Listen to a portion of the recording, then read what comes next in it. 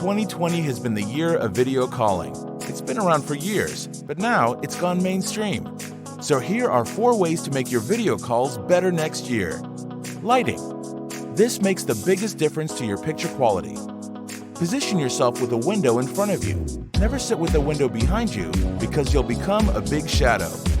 If there's no window, use a light directed at your face or bounced off a wall. It's a flattering look. Next, upgrade your webcam. The one in your laptop's okay, but you can do better. Get an HD webcam or use your phone with an app such as Epoch Cam. If you need the very best picture quality, connect a DSLR camera with a capture card. Sound quality. Get yourself a dedicated USB microphone or a headset to give you a clear, more crisp sound. If there's a lot of background noise, check the audio settings in your video call software. Set suppress background noise to auto. Finally, call quality.